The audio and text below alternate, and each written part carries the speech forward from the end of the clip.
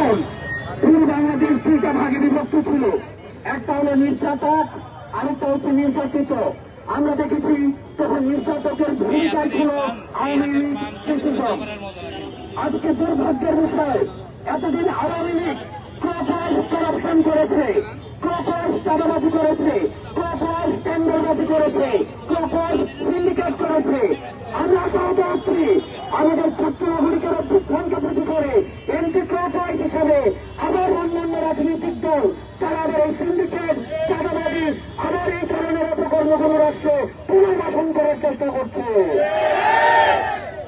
আমরা ছাত্র নাগরিকদের কাছ থেকে আপনাদেরকে আহ্বান জানাচ্ছি, আপনাদেরকে সতর্ক করছি, বাংলাদেশে আর কোনদিন ক্লকওয়াইজ, এন্টি ক্লকওয়াইজ কোন ধরনের করাপশনের পুনর্বাসন আর হবে না।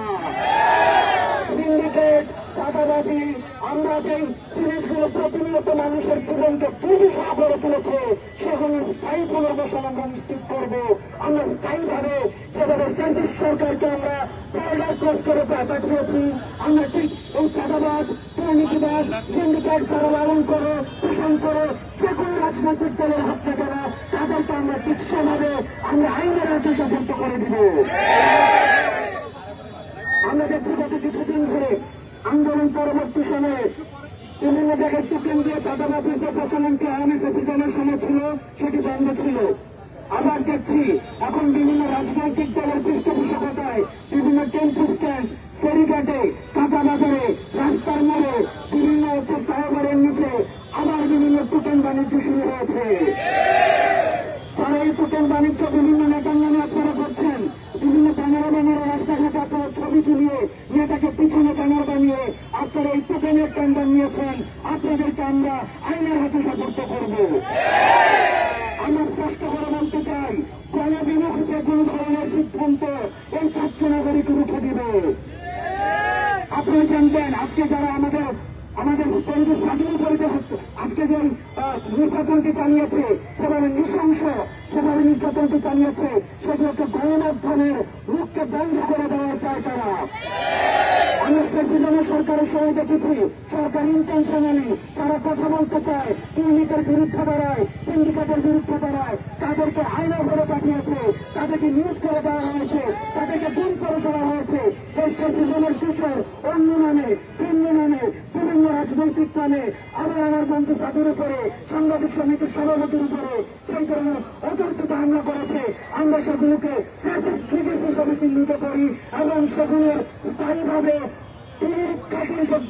আমাদের স্থায়ীভাবে সম্মান উৎপাদন না হওয়া পর্যন্ত আমাদের আন্দোলন অব্যাহত থাকবে এবং চামিলি এবং বিএনপির যে শোষণ তাদেরকে দ্রুততম সময়ের মধ্যে আইনের আওতায় নিয়ে আসতে হবে।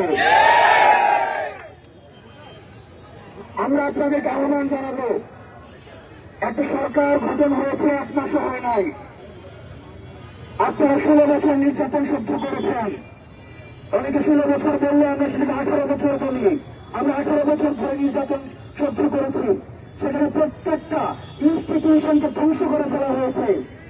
আমাদের ইনস্টিটিউশনগুলোকে আবার রূপান্তর করার জন্য আমাদের সময় লাগছে। আমরা অন্তর্বর্তীকালীন সরকারকে আমরা সহযোগিতা করব। বিভিন্ন সমিতির নামে বিভিন্ন গ্রুপিং করে টেন্ডারবাজ, বিভিন্ন স্বার্থান্বেষী তবে আমরা যেভাবে রাস্তা দখল করে অন্তর্বর্তীকালীন সরকারকে কাজে বিঘ্নিত করছি, সেটিকে আমরা ফেসিবাদের লিগেসি হিসেবে চিহ্নিত করছি। আমরা যেভাবে ফেসিস্ট সরকারকে দমন করার জন্য সবাই একসাথে হয়েছিলাম, আমরা ধ্বংসের সময় যেভাবে একসাথে হয়েছিলাম, ঠিক রাষ্ট্র পুনর্গঠনের সময় সবাই আমরা একসাথে থাকতে হবে। আপনাদেরকে সতর্ক করতে চাই, বিভাজনের রাজনীতির মধ্যে দিয়ে ফ্যাসিজমের উৎপত্তি হয়। আপনারা ইতিমধ্যে দেখে থাকবেন আমাদের মধ্যে বিভাজনের রাজনীতির যে ইনজেকশন রয়েছে সেটিকে আবার পুশ করার চেষ্টা করা হচ্ছে।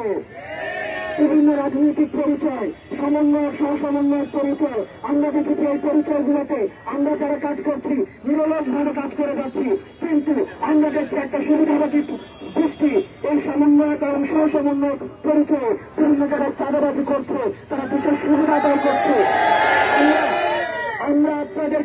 আমরা আপনাদের প্রতি আহ্বান জানাবো, সমন্বয়ক এবং সহসমন্বয়ক বিশেষ কোন সুযোগ সুবিধার দাবি রাখে না। তারা সাধারণ শিক্ষার্থী, শুধুমাত্র স্ট্রিট ফায়ার হিসাবে অন্তর্বর্তীকালীন সরকারকে স্ট্রিট ফায়ার হিসাবে সহায়তা করার জন্য এবং ক্রিটিসাইজ করার জন্য তারা যেন আবার ফ্যাসিজমের কোন ধরনের পুনর্বাসন না করতে পারে, চেক অ্যান্ড ব্যালেন্সের জন্য ছাত্র নগরীর সবসময় মাঠে থাকবে।